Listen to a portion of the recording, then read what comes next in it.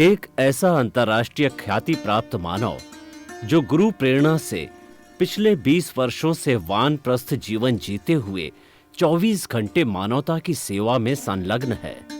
एक ऐसा मानव जो अभी राष्ट्रीय, अंतर्राष्ट्रीय टीवी चैनलों पर 7,500 एपिसोड के माध्यम से सनातन सत्य, आत्मविज्ञान एवं पुनरुत्थान, व्यवहार एवं निश्चय जगत के जीवनोपयोगी विषयों पर हृदय स्पर्शी प्रवचन कर चुका है। उस मानव का नाम है महात्मा उपासक प्रोफेसर डॉक्टर सोहन राज तातेड़। प्रोफेसर तातेड़ द्वारा योग, दर्शन, शिक्षा विषयों पर रचित पीएचडी स्तर के 250 शोध ग्रंथ भारत के 100 प्रतिष्ठित विश्वविद्यालयों में शोधार्थी पढ़ रहे हैं तथा वे सभी शोध ग्रंथ वहां की सेंट्रल लाइब्रेरियों में उपलब्ध हैं। महात्मा सोहन राज ने अभी तक हजारों स्कूलों, कॉलेजों, विश्वविद्यालयों एवं संस्थाओं में सेमिनार, वर्कशॉप, कैंप लगाकर लाखों विद्यार्थियों को योग, दर्शन, शिक्षा का प्रशिक्षण देकर उन्हें सुसंस्कारित किया। डॉक्टर तातेड़ ने भारतीय संस्कृति उत्थान के 4,000 से अधिक समसामयिक विषयों पर आर्टिकल लिखकर ऑनलाइन जर्नल, पत्रिकाओं, वेबसाइट्स पर प्रकाशित किया, जिसका उपयोग लाखों पाठक कर रहे हैं। उपासक तातेड़ के 5,000 से अधिक आज का सुविचार, आज का शुभ संदेश, आज का मंगल भावना योग आदि चिंतन websites, Twitter, blogger, Facebook, YouTube माध्यमों से लाखों लोग अपना जीवन निर्माण कर रहे हैं।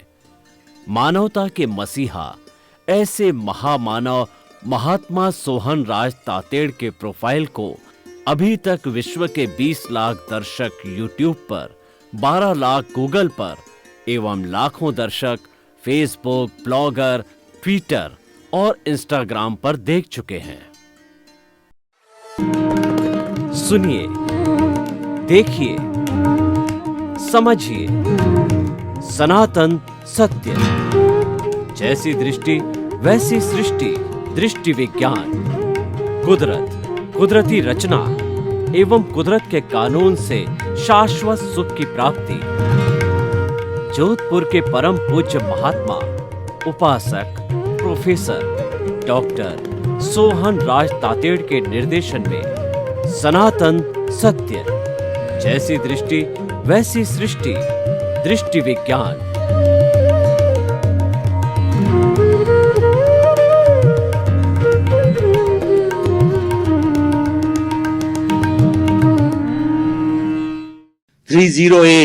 भाई और बहनों, मातृशक्ति को नमन।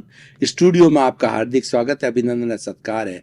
आत्मविज्ञान, साइंस ऑफ द सोल कार्यक्रम के अंतर्गत हम आपको सही दृष्टि, सही सोच, राइट विजन, राइट थिंकिंग के तहत आपको हम ये बताना चाहते हैं कि मैं कौन हूँ, मैं कहाँ से आया हूँ और मुझे कहाँ जाना है, मेरे जीवन का क्या लक्ष्य है, इस जगत को कौन चलाता है।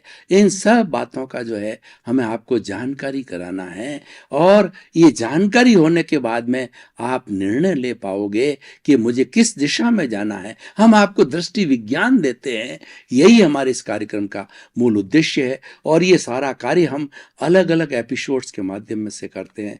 आज हम एक बहुत सुंदर एपिसोड लेकर के आपके सामने प्रस्तुत हो रहे हैं। तो आज हमारा विषय है व्यवस्थित शक्ति।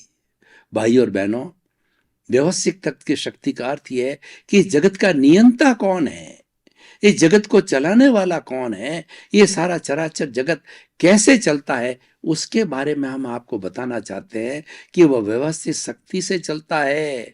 वो साइंटिफिक सर्कमस्टेंशियल एविडेंसेज है, उसके माध्यम से पूरा जगत चल रहा है और उसको हम कुदरती रचना और कुदरत का कानून भी कहते हैं। वो सारा हम आपको बताना चाहेंगे इससे जुड़े हुए विषय से कि किस तरीके से जगत चल रहा है और इस जगत के अंदर जीने वाले 84 लाख जीवा योनि के प्राणी जो कि बर्थ प्लेसेस है, आत्माओं की संख्या अनंत है, वो जीते हैं। देखिए, ये पूरा ब्रह्मांड जो बना हुआ है ये 2 तत्वों से बना हुआ है, एक जड़ और चेतन।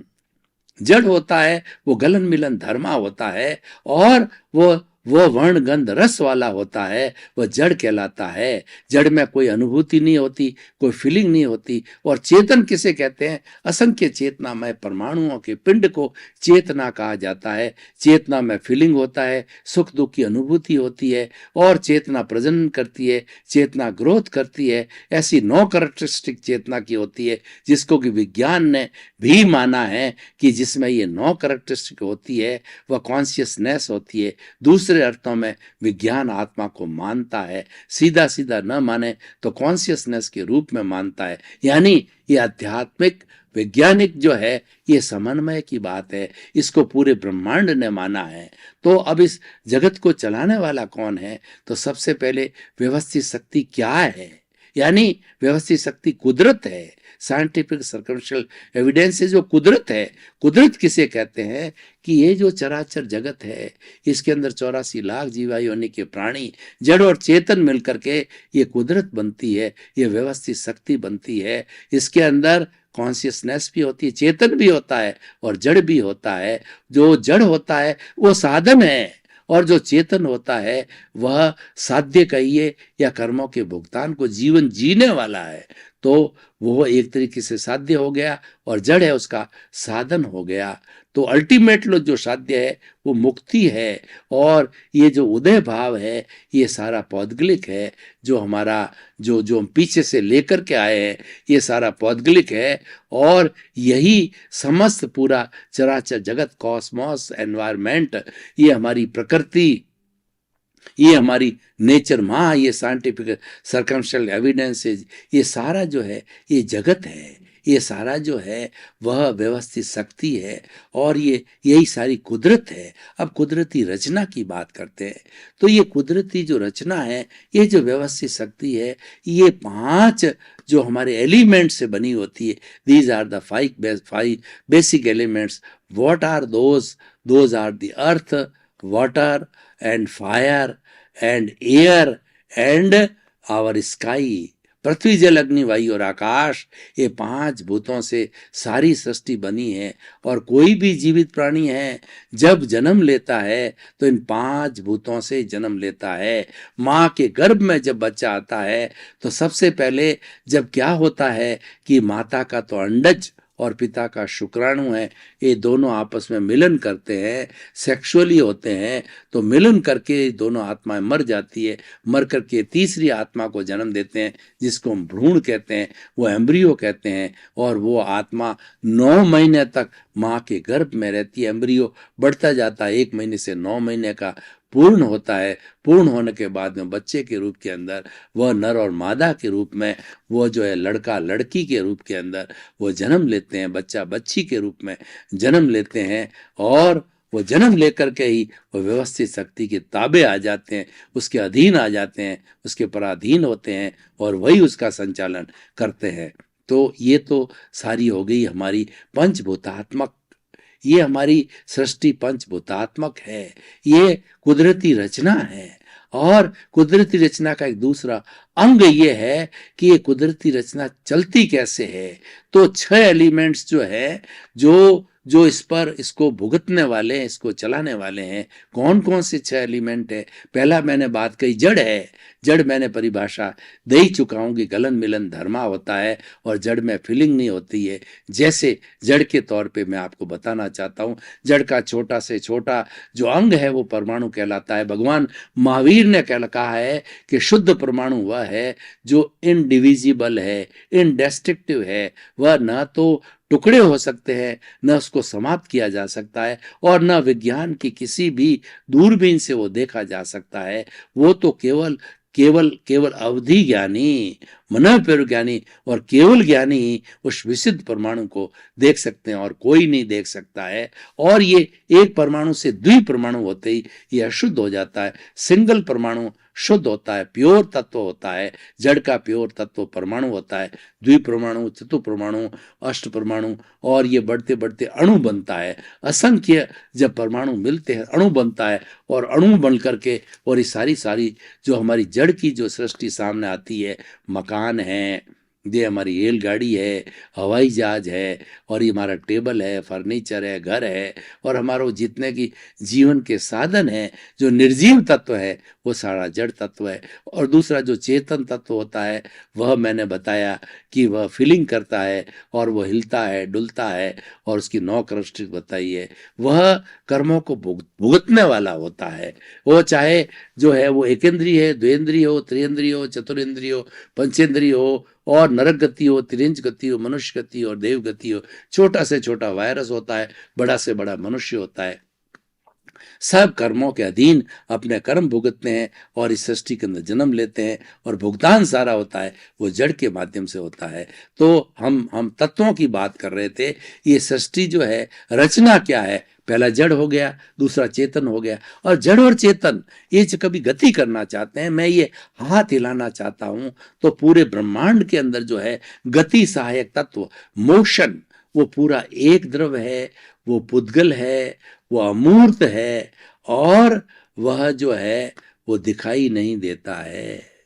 तो वो जो ही मैंने हाथ हिलाने की डिमांड की, तो मोशन तत्व तैयार है, उदासीन भाव से वो तैयार, डिमांड करते ही पूरे ब्रह्मांड के अंदर हाजिर होता है। पूरे ब्रह्मांड के अंदर मोशन तत्व और रेस्ट तत्व का एक भी ऐसा जो है सुई की नोक जितना स्थान नहीं है। और दूसरा होता है हमारा जो स्पेस होता है, एक सुई की नोक जितनी भी ऐसी जगह नहीं है जहाँ पे स्पेस ना हो, जहाँ पर हमारा मोशन तत्व ना हो, और जहाँ सारा रेस्ट तत्व नहीं हो। पर ये तीनों तत्व होते हैं, वो सारे जो है वह एक तत्व है, पूरे ब्रह्मांड में है, वो पौद्गलिक है, वो अमूर्त है, और वो निर्जीव है।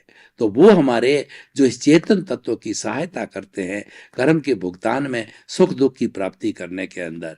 तो ये तीसरा तत्व हो गया मोशन। चौथा रेस्ट।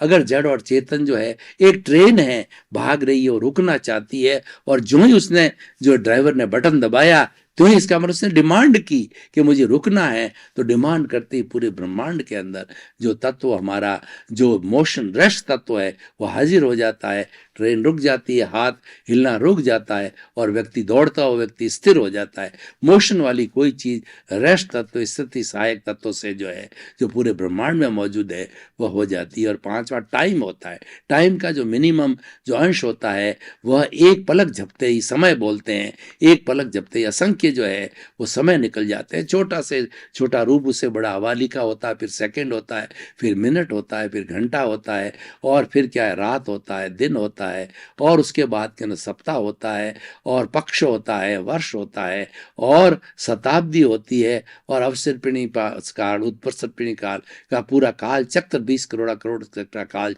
चक्र, बड़ा से बड़ा काल चक्र है। छोटा से छोटा समय जो होता है, जो कि बहुत ही एकदम नेग्लिजिबल टाइम का होता है। तो इस तरीके से ये टाइम तत्व हो गया। स्पेस, जैसे मैं बैठा हूं, जितनी जगह घेर रहा हूं उतना स्पेस घेर रहा हूं। मेरे सामने टेबल है, जितनी जगह वो घेर रही है वो उतना स्पेस कर रही है। हर जो है वो हर जो है वह जीव, जो शरीर है या कोई भी जो है उसका आकार है, वह उतना स्पेस घेरता है। वो आकाश है, वो हमें अवगाहना देता है। आकाश हमें अवगाहना देता है, और समय हमारी वर्तना करवाता है। मोशन हमें गति देता है, और रेस्ट तत्व है वो हमें जो है वो स्थिति सहायक होता है हमारा, और स्थिति और वो पुद्गल होता है, वह जो है वह इनको रेस्ट चाहता है, और जो चेतन तत्व है वह भी चाहता है। तो इस तरीके से ये 6 तत्व वापस पुनः बताता हूं। जड़, चेतन, गति सहायक मोशन, स्थिति सहायक रेस्ट, और टाइम वर्तना देने वाला, और छठा तत्व है स्पेस, आकाश। ये 6 तत्व कुदरत है। ये 6 तत्व है, साइंटिफिक सर्कमस्टेंटिव एविडेंसेस है।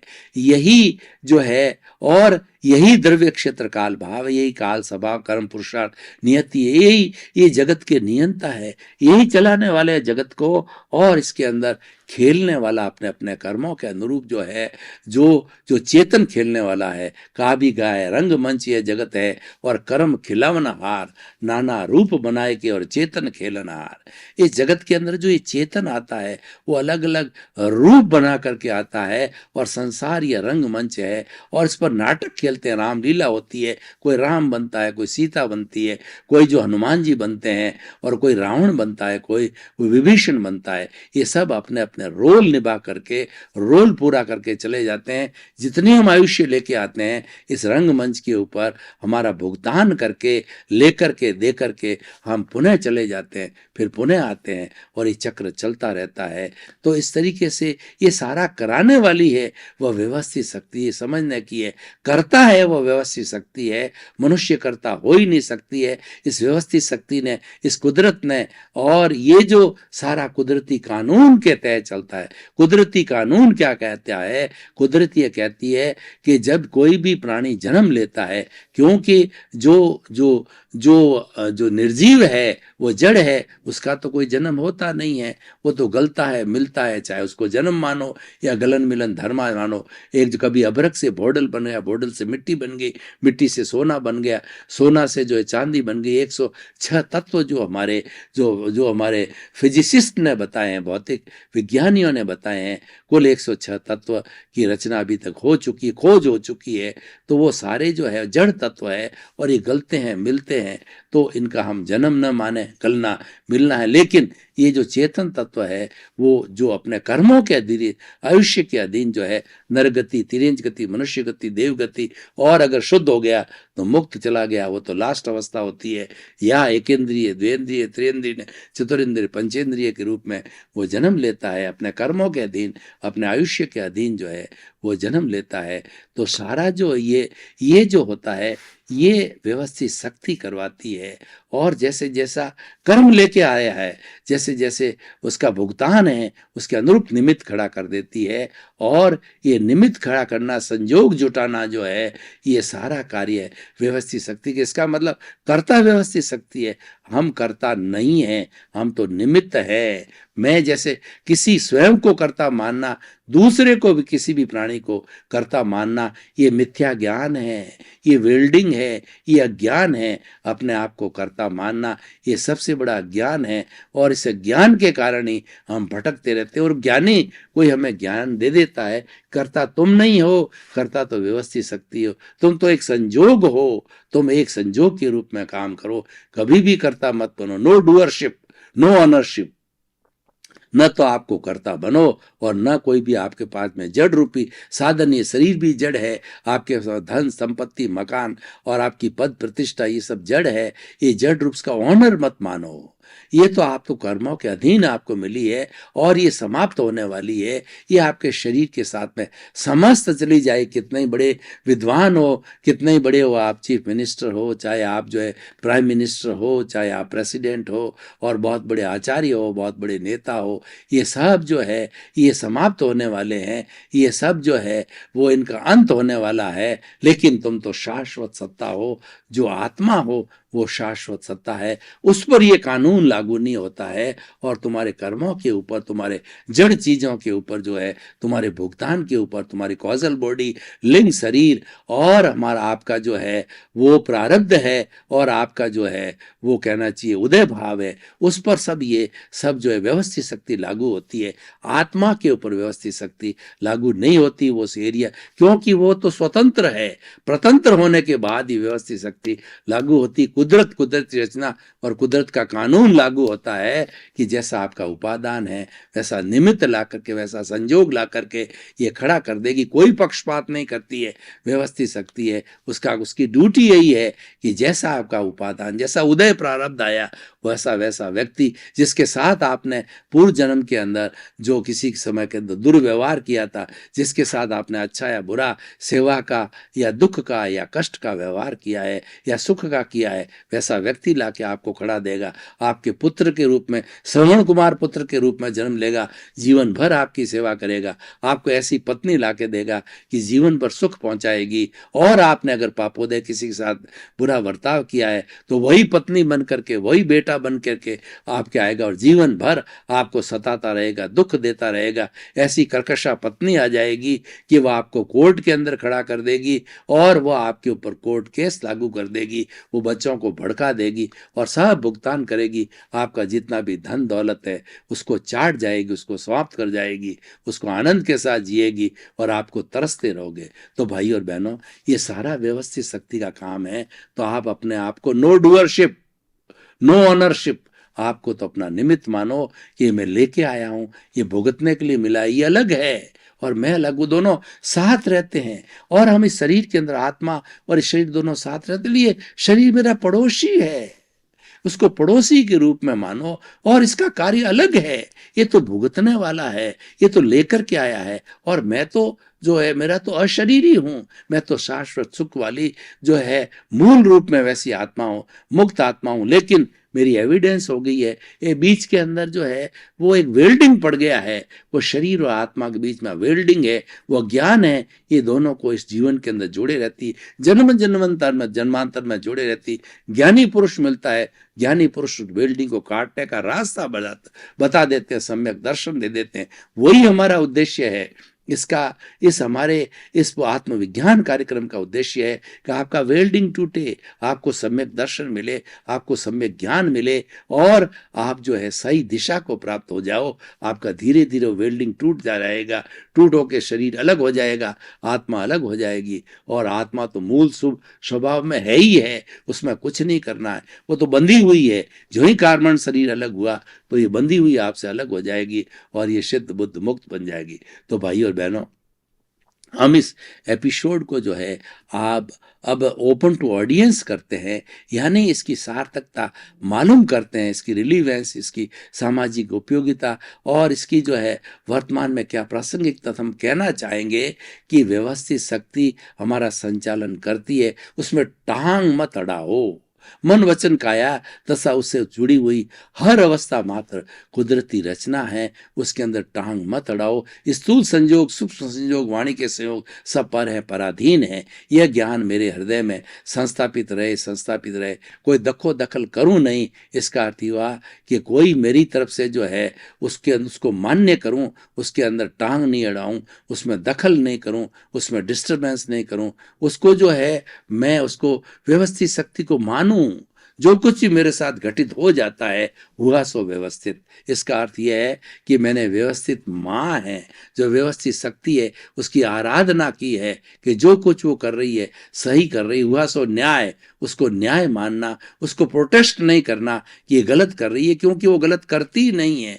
वो तो आपके उसके अंदर इतनी प्योर मैथमेटिक्स है कि आपकी गलती हो सकती है। हमारे ये जितने भी न्यायालय हैं, न्यायाधीश हैं, वो क्या करते हैं कि वो जो साक्ष्य के आधार के ऊपर, वो वकीलों के जो है वो डिस्कशन के आधार पर, यह आप प्रोसिक्यूटर कन्फेस कर देता तो उसके आधार पे जो है वो न्याय देता है। तो उस न्याय में गलती हो सकती है, लेकिन कुदरत के कानून में हुआ सो न्याय में कोई गलती नहीं होती है। जो हमारी कुदरती रचना जो करती है वो एब्सोल्यूट परफेक्ट है, उसमें कोई गलती हो नहीं सकती। उसको मान्य करो, हुआ सो व्यवस्थित।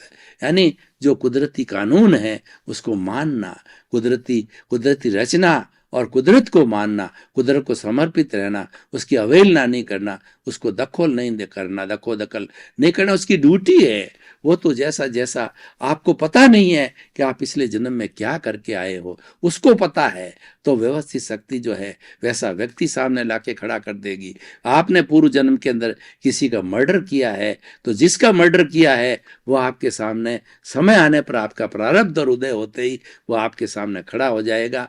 और वो खड़ा करने वाली है, ये व्यवस्थित शक्ति है, ये साइंटिफिक सर्कमस्टेंस एविडेंसेज है, ये कुदरत है, वो उसको खड़ा कर देती है। ये प्योर साइंस है, इसके अंदर कोई गलती होने की संभावना नहीं। हम इसको साइंस क्यों कहते हैं कि साइंस जो होती है वो व्यवस्थित ज्ञान को हम विज्ञान कहते हैं। कि विज्ञान का कोई भी सूत्र निकलेगा, कोई भी प्रयोग निकलेगा, कोई हैंस प्रूफ निकलेगा, वो इंडिया में हो, चाहे जापान में हो, चाहे जर्मनी में हो, कहीं भी कहा जाए वो सनातन है, उसमें गलती नहीं आएगी।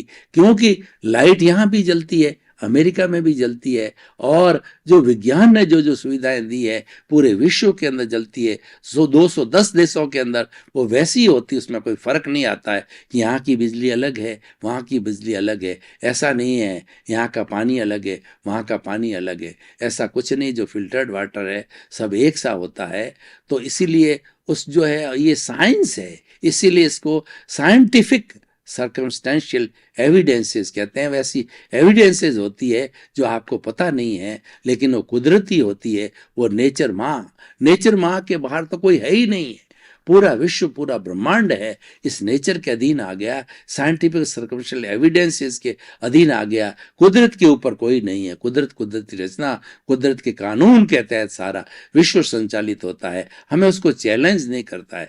जो ही हम चैलेंज करते हैं इसका मतलब हम राग द्वेष में चले गए, और राग द्वेष करके हमें नए कॉजेज बढ़ गए। और हुआ सो न्याय माना, भुगते उसकी भूल को माना, 5 आज्ञा को हमने माना, रियल रिलेटिव को माना, हमने कर्ता व्यवस्थित शक्ति को माना, और उसके बाद के अंदर संभाव से फाइलों का निपटारा किया, और जो है आत्मा के शुद्ध खाते में, वही खाते में रकम जमा करना, यानी हमने जागृति को बनाए रखा। तो ये हमारा सबसे बड़ा तप हो गया, और इससे हमारा शुद्धिकरण हो गया, और हमें सनातन सत्य मिला जो हम चाहते थे। इसके ऊपर कोई सत्य नहीं है। सनातन सत्य की प्राप्ति करते ही हमें सनातन सुख को प्राप्ति होती है। ये सारा दृष्टि का विज्ञान है। हम मात्र दृष्टि को बदलते हैं, हमको समझ को खुला करते हैं। समझ को खुला करने का नाम ही दर्शन है, धर्म है। समझ खुली होनी चाहिए। और दूसरा, सारे जो क्रियाकांड है ये तो परिणाम है, ये तो हम लेकर के आए हैं, वो अलग है। लेकिन समझ एक स्वतंत्र सत्ता है। समझ हमारी आत्मा से जुड़ी हुई है, और समझ जो है वो हमारा पुरुषार्थ है। भाई और बहनों, आपका बहुत बहुत धन्यवाद। आप हमारा आत्मविज्ञान कार्यक्रम देखते रहिए। आपको जीवन के नए नए सूत्र मिलेंगे, जीवन की नई नई दिशा मिलेगी, क्योंकि हम आपको दृष्टि विज्ञान देते हैं। जैसी दृष्टि वैसी सृष्टि। आप दृष्टि बदल दोगे, आपकी सृष्टि बदल जाएगी। आप दिशा बदल दोगे, आपकी दशा बदल जाएगी। आप नज़र बदल दोगे, आपका नज़रिया बदल जाएगा। तो हम आपको अच्छा इंसान बनाना चाहते हैं, आपको सुख देना चाहते हैं, आपको सनातन सुख देना चाहते हैं। इसी क्रम में आपका जीवन आनंदमय हो, मंगलमय हो, सुखमय हो। आपके प्रति बहुत बहुत शुभकामनाएं।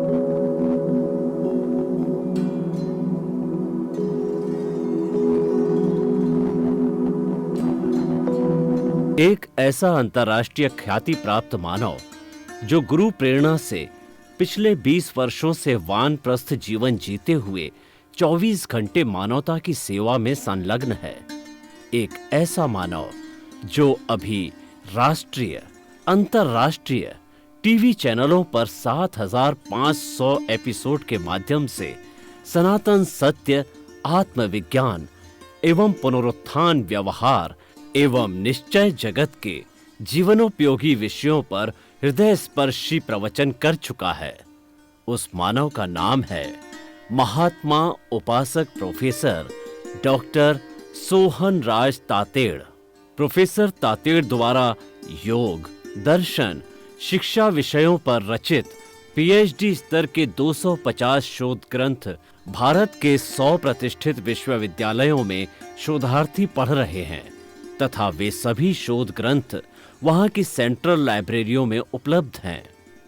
महात्मा सोहन राज ने अभी तक हजारों स्कूलों, कॉलेजों, विश्वविद्यालयों एवं संस्थाओं में सेमिनार, वर्कशॉप, कैंप लगाकर लाखों विद्यार्थियों को योग, दर्शन, शिक्षा का प्रशिक्षण देकर उन्हें सुसंस्कारित किया।